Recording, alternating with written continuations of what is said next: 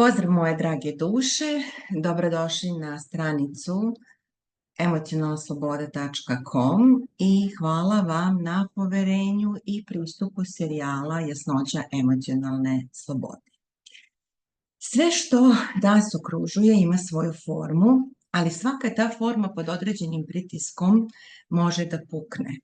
Isto tako, sva naša uverenja, svi naši strahovi, sve naše traume koje su integrisane u našem polju i koje mi ljubomorno čuvamo i prenosimo iz generacije u generaciju, također imaju svoju formu koja kada se na nju dovoljno dugo vrši pritisak dovoljne snage, ona dolazi do pucanja i do transformacije.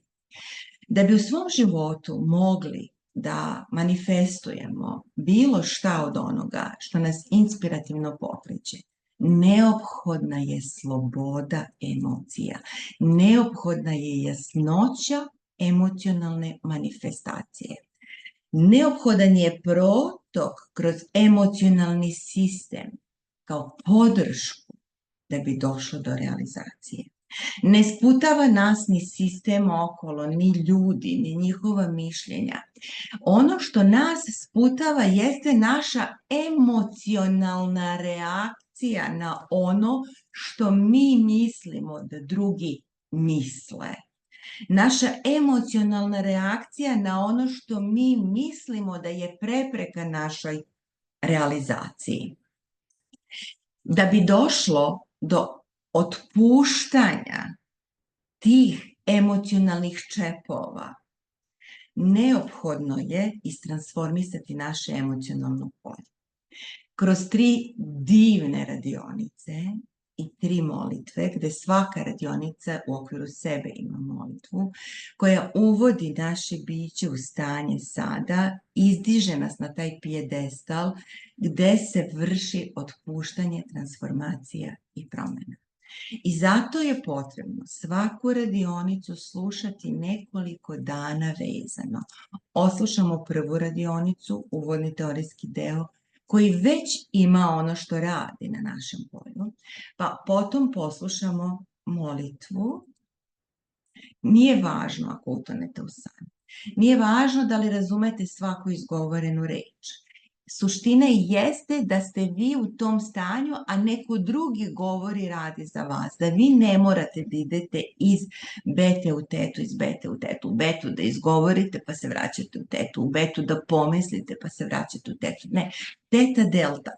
Uvode vas u ta, znači molitva vas uvodi u ta stanje, u te nivoje teta delta, gde ste vi između budnog i uspavanog i tu molitvom, zajedničkom molitvom koju izgovaram, pokrećemo te sile i mehanizme koji vrše transformaciju i promjenu.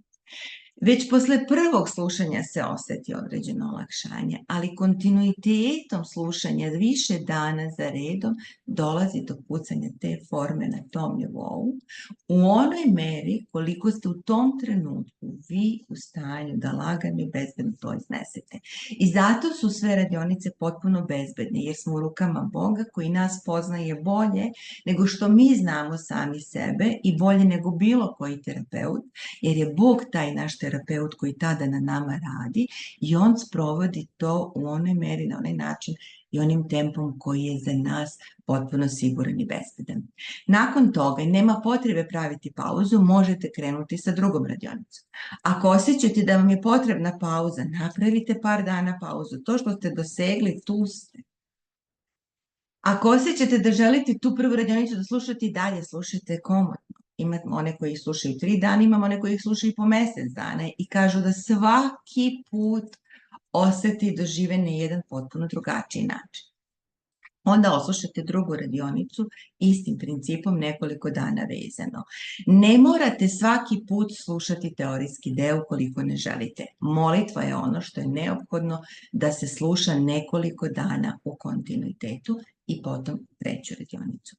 Nakon 3. radionice, kada nju oslušate onoliko dana koliko osjećate da vam je potrebno napraviti pauzu.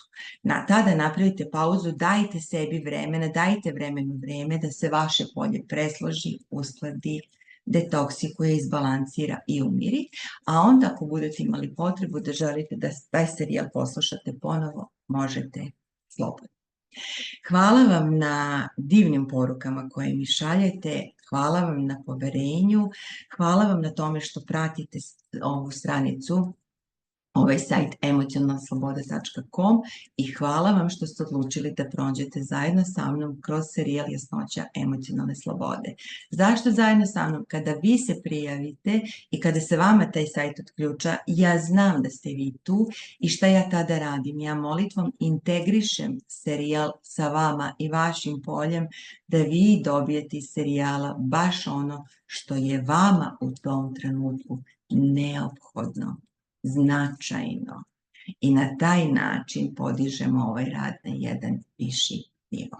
Budite blagosloveni i u miru. Ljubi vas Brankica Kovač.